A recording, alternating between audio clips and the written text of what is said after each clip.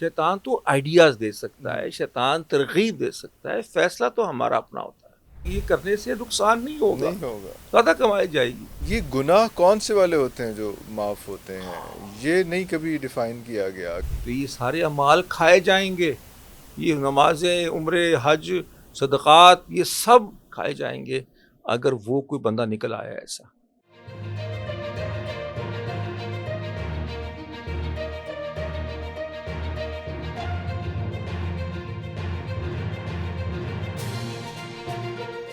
سر، ہم ایک ہی چیز عرصے سے اپنی لائف میں دیکھ رہے ہیں، خاص طور پہ پاکستان میں اور سب کانٹیننٹ میں، میرا خیال ہے جیسے بھی ہے کہ یہ تو ہر باری یہ احادیث اور یہ آیات جو ہیں یہ اس وقت پاپ اپ کر جاتی ہیں سوشل میڈیا پہ، ہر جگہ پہ، کہ شیطان جو کر دیا جاتا ہے، جنت کے دروازے کھول دیے جاتے ہیں، دوزخ کے دروازے بند کر دیے جاتے ہیں. مگر جب رمضان آتا ہے تو ساری پرائسز جو ہیں، جو اشیاء خورد و نوش، جو بیسک چیزیں ہوتی ہیں جس سے لوگوں نے افطاریاں کرنی ہیں، ان کی قیمتیں جو ہیں آسمانوں کو چھونے لگ جاتی ہیں. اور بیچنے والا بھی روزے سے ہوتا ہے اور خریدنے والا تو ہوتا ہی ہے.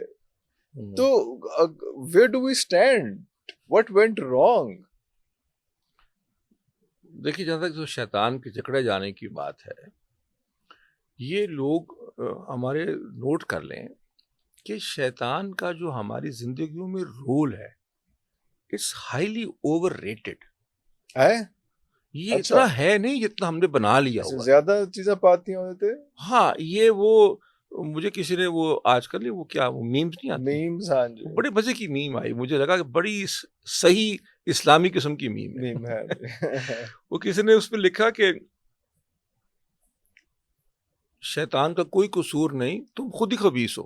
بات یہ ہے کہ شیطان تو پرومپٹر ہے، شیطان تو آئیڈیاز دے سکتا ہے، شیطان ترغیب دے سکتا ہے، فیصلہ تو ہمارا اپنا ہوتا ہے.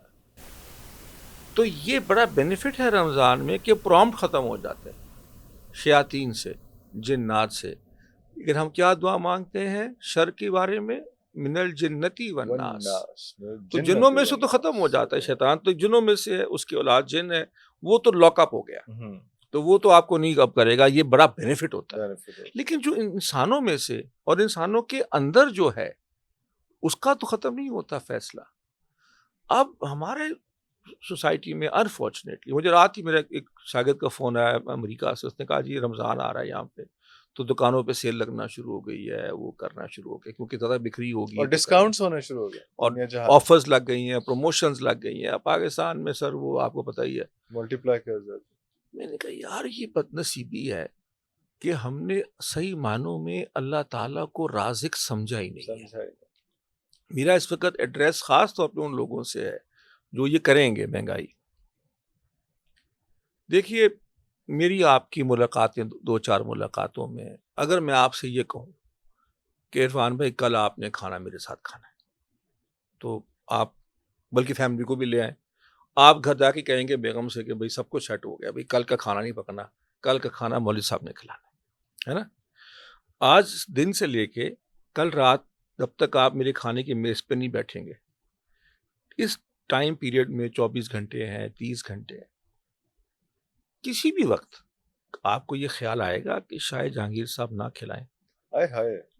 آپ کو یہ وسوسہ ہوگا، آپ کو، آپ کے گھر والوں کو کہیں گے یار شریف آدمی ہے، مناسب سا لگتا ہے. میرے منہ سے گل ہوئی، میرے منہ سے گل سب کے سامنے بات ہوئی ہے، پورے اسٹوڈیو دیکھ رہا ہے، کیسے ہو سکتا ہے؟ نہیں، اور ایک بھلے مارس آدمی وہ کیوں ایسے بظاہر تو شریف آدمی وہ کیوں ایسے کرے گا؟ بندہ اس نے بلایا تو کھلا دے گا کھانا.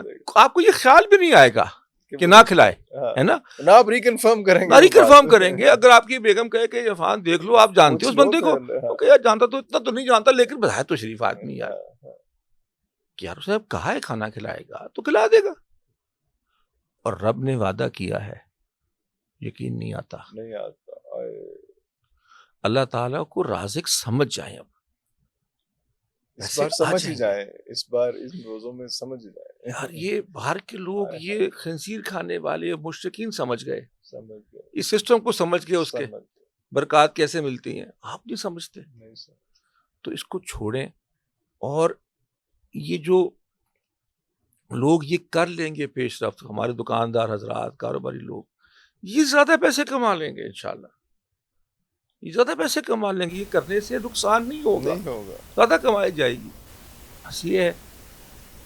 لیکن ایک اور ہم کرتے ہیں خیرہ اندوزی، ایک اور بخل ہے جو ہم کرتے ہیں، اور وہ بخل اس چیز کا ہے کہ ہم ایک دوسرے کے لیے خیر نہیں چاہتے، ہم دوسروں کو دیکھ کے ان کا بھلا چاہنا چاہیے۔ بھلا اس پہ تو پیسے خرچ نہیں ہوتے نا، کسی کو دعا دینے میں، کسی کی خیر چاہنے میں، کسی بارے میں اچھا گمان کرنے میں، ہاں دعا دے دیں اس کو، برا کام کرے اللہ تعالیٰ اس کی عادت چھڑوا دے۔ اللہ ایک اور ہمارا پرسیپشن یہ ہے، جب ہم دعائیں مانگتے ہیں یا جو ہم تسبیحات کرتے ہیں تو اس میں یہ چیزیں آتی ہیں کہ اس وقت آپ یہ عبادت کریں گے، یہ تسبیح کریں گے تو آپ کے اتنے سال کے گناہ معاف ہو جائیں گے، اور اس قسم کی کافی ساری چیزیں ہوتی ہیں۔ یہ گناہ کون سے والے ہوتے ہیں جو معاف ہوتے ہیں؟ یہ نہیں کبھی ڈیفائن کیا گیا کہ اگر میں نے کسی کے ساتھ برائی کی ہے، کسی کا دل دکھایا ہے، کسی بندے کا، کسی کا حق مارا ہے، اپنی بہن کا حق مارا ہے، اپنے بھائی سے جائیداد چھینی ہے، اور میں یہ اعمال کر لوں تو میرے گناہ وہ معاف ہو جائیں گے کیا؟ بڑا زبردست سوال کیا کہ ہم پہ دو طرح کے اعمال فرض ہیں، ایک ان کا تعلق ہمارا اور اللہ تعالیٰ کے ساتھ براہ راست ہے، اور ایک جس کا تعلق ہمارا اللہ کے حکم کی وجہ سے ہی لوگوں کے ساتھ۔ کسی کا اگر حق مارا جائے، کسی کی اگر حق تلفی کی جائے، اس کو برا بھلا کہا جائے، کسی کے ساتھ زیادتی کی جائے، وہ گناہ 1000 حج کر کے بھی معاف نہیں ہوگا۔ جن گناہوں کی معافی کی آپ نے بتایا جی کہ فلانا کے بعد یا فلان نماز کے بعد یا فلان عمل کے بعد یا تسبیح کے بعد، یہ وہ حقوق ہیں جو اللہ اور آپ کے درمیان تھے۔ آپ کی نمازوں میں کمی ہو گئی، آپ کی عبادات میں کمی ہو گئی، آپ کے فرائض میں کوئی بھول چوک ہو گئی، کہیں آپ نے نہیں کی، وہ بات ہو رہی ہے۔ جو آپ نے لوگوں کے ساتھ سلوک کیا ہے وہ ایک الگ کھاتا ہے، اللہ تعالیٰ نے وہ حق ان لوگوں کو دے دیا ہوا ہے کہ پہلے ان سے کلیئرنس لے کے آؤ، پہلے ان سے این او سی لے کے آؤ، پھر میں معاف کروں گا۔ تو یہ جو لوگوں کا خیال ہے کہ سال بھر جو مرضی کرتے رہیں اور رمضان میں اگر عمرہ کر لیں تو پھر یہ سارے گناہ، بالکل سارے گناہ معاف ہو جاتے ہیں۔ وہ گناہ معاف ہو جاتے ہیں جو آپ نے اللہ تعالیٰ کے حق میں کوئی کمی کی تھی، لیکن جو آپ نے کسی کے ساتھ جھوٹ بولا، کسی کا حق مارا، کسی کو گالی دی، کسی کو تھپڑ مارا، کسی کا جو آپ نے دل دکھایا کسی کا، اگر یہ معاف نہیں ہوگا، یہ معاف نہیں ہوگا، نہیں آتا، یہ اس بندے سے جا کر معافی مانگنی پڑے گی، اور اس زندگی میں مانگ لیں، ورنہ قیامت کے دن کسی نے معاف نہیں کرنا۔ انہوں نے کہا اپنے اعمال مجھے پکڑاؤ، تم نے میری غیبت کی، تم نے مجھ پہ بہتان لگایا، تم نے میرے خلاف باتیں کی، تم نے میرا دل دکھایا، لاؤ اپنے سارے اعمال مجھے دے دو، مجھے بھی تو ضرورت ہے، میں نے بھی تو اپنا حساب چکتا کرنا ہے۔ تو یہ سارے اعمال کھائے جائیں گے، یہ نمازیں، عمرے، حج، صدقات، یہ سب کھائے جائیں گے اگر وہ کوئی بندہ نکل آیا ایسا، تو اس کی احتیاط کرنی چاہیے۔ اور اگر کوئی ایسا شخص زندگی میں تھا جو فوت ہو گیا تو پھر اس کے ورثاء سے جا کے معافی مانگیں، اس کی ورثاء کے ساتھ کوئی بھلائی کریں، ان کے ساتھ خیر کریں، اور اللہ سے دعا کریں کہ یا اللہ تو اس کا دل نرم کر دے میرے لیے۔ یہ بہت سیریس مسئلہ ہے، جس پہ آپ نے بڑا اچھا کیا، تو آپ نے نشاندہی فرمائی اس طرف، کیونکہ رمضان میں بہت ساری اس قسم کی باتیں ہو رہی ہوتی ہیں، ڈسکشن ہو رہی ہوتی ہیں کہ آپ یہ کر لیں گے تو اتنے گناہ معاف ہو جائیں گے، حج کر لیں گے تو جو جس طرح سے وہ آپ ابھی پیدا ہوئے ہیں اس طرح سے ہو جائیں گے، وہ سارا کچھ ہوتا ہے۔ تو اس میں مجھے ایک بڑی کیوریوسٹی ہوتی تھی یہ والی کہ وہ جو حقوق العباد ہیں، وہ جو صلہ رحمی میں ہماری کوتاہیاں ہوئی ہیں، یا ہم لوگوں نے قطع تعلقیاں بہت ساری کی ہوئی ہیں اس میں، تو کیا اس کی بھی کمپنسیشن ہو جائے گی؟ اس کی کمپنسیشن نہیں ہے۔ یہ جو گناہ معاف ہو رہے ہیں یہ حقوق اللہ والے ہو رہے ہیں، حقوق العباد والے جو ہے وہ معاف نہیں ہوں گے، وہ معاف نہیں ہو رہے۔ اس کے لیے آپ کو ان بندوں کے پاس ہی جانا پڑے گا، ان بندوں سے ہی معافی مانگنی پڑے گی۔ یہی سارا ایک صاحب آئے ایک پیر صاحب کے پاس بیعت کرنے کے لیے کہ توبہ کرنا چاہتا ہوں۔ پیر صاحب پرانے وقت کے پیر تھے نا، تو پکے پیر تھے۔ انہوں نے کہا اچھا کیا کام کرتے تھے؟ انہوں نے کہا جی فلانے سرکاری محکمے میں تھا۔ تو پیر صاحب نے کہا کہ اس میں تو کافی رشوت لی جاتی ہے، تم نے بھی لی ہے؟ اس نے کہا جی، ارے لیکن اب میں توبہ کر لی ہے، اب میں چاہتا ہوں کہ میں بس رجوع کروں. تو پیر صاحب نے کہا رجوع ایسے نہیں ہوگا، نہیں ہوگا. ایسے نہیں ہوگا، جاؤ جا کے لوگوں کے کھایا ہوا ناجائز مال واپس کر کے اوف. آؤ. اور وہ بڑا مشہور واقعہ ہے، پھر اس میں انہوں خطوط بھی چلے، وہ ڈھونڈتا پھرتا رہا، اس پورے ملک میں اس کی پوسٹنگ رہی ہوئی تھی، وہ جگہ جگہ گیا، کہیں کوئی فوت ہو گیا بندہ، تو پھر انہوں نے خط لکھا پیر صاحب یہ کہ اب اس زمانے میں خط ہوتے تھے کہ بھئی میں کیا کروں، کہ رسا کر جا کے دے دو، ترکہ ہے اس کا. اور جب 2 سال کہیں جا کے اس کا واپس ہوا، اور پھر انہوں نے کہا ہاں اب حساب کلیئر ہوگا انشاءاللہ. اب کوئی سنے گا نا یہ بات تو کہے گا یہ تو بڑا مشکل کام ہے، مشکل کا ہاں نہیں، ہے لیکن نا. یہ لیکن تو بات عجیب یہ سی کہ آپ نے بات ہے نا 25 سال 2 نمبری کی ہے بھائی، نہیں تو لیکن 2 سال لگا دو ٹھیک کرنے میں. یہ بھی تو امپورٹنٹ ہے نا ہاں. کہ ہم نے جو ہے وہ بینک بیلنس بنا لیا، عمارتیں کھڑی کر لیں، بچوں کو سیٹل کر لیا، گاڑیاں لے لیں، بنگلے بنا لیے، اور اس کے بعد کہا اب میں رجوع کرنے لگا. بلکہ میں ایک دن اپنے استاد کے بیٹھا ہوا تھا، تو ایک صاحب اسی طرح سرکاری محکمہ جو بڑا مشہور ہے کھانے پینے کے لیے، وہ آئے اور کہا جی کہ میں نے توبہ کر لی ہے، تو ریٹائرمنٹ لے لی ہے اور میں اب توبہ کر لی. ریٹائرمنٹ ہو گئی تم تو توبہ بھی ہو گئی. ہمارے استاد نے کہا کہ تم ایک کام کرو، تم رشوت لیا کرو. میں نے کہا جی آپ کیا کہہ رہے ہیں؟ کہ نہیں لیا کرو نا، لے کے دکھاؤ نا، آپ اب لے اب لے کے دکھاؤ، ہاں اب تمہیں کون دے گا؟ تو اب توبہ کیا تمہاری کون سی پھر؟ توبہ ہے؟ ہاں، تو اللہ تعالیٰ کے ساتھ ایسے دھوکہ کرنے کی کوشش نہ کرے، کوشش نہ وہ کرے. سب کچھ جانتا ہے. لوگوں کو جنہوں نے آپ کے ساتھ برائی کی ہے اور جنہوں نے آپ کا دل دکھایا ہے، ان کو اس مہینے میں معاف کر دینے کی کتنی فضیلت ہے. اس مہینے، ہر مہینے، خاص طور پہ اس مہینے میں اگر آپ یہ ذہن بنا لیں کہ جس شخص نے آپ کے ساتھ زیادتی کی ہے، یا ظاہر ہے آپ کے ساتھ بھی کوئی زیادتی کر سکتا ہے، تو اس کو اپنے دل میں معاف کر دیں، اس کے لیے دعا کریں. بڑا مشکل کام ہے سر.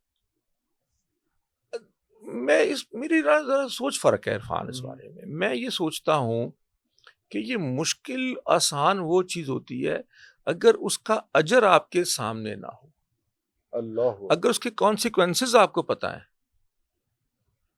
ٹھیک ہے نا، اگر میں آپ سے کہوں کہ یار یہ اس بلڈنگ کے پیچھے جو پائپ لگے ہوئے نا چھت پہ چڑھ جاؤ، کہیں گے بڑا مشکل کام ہے. میں کہوں گا تمہیں میں 5 کروڑ روپے دوں گا، وہ کہیں گے ہونے گیا.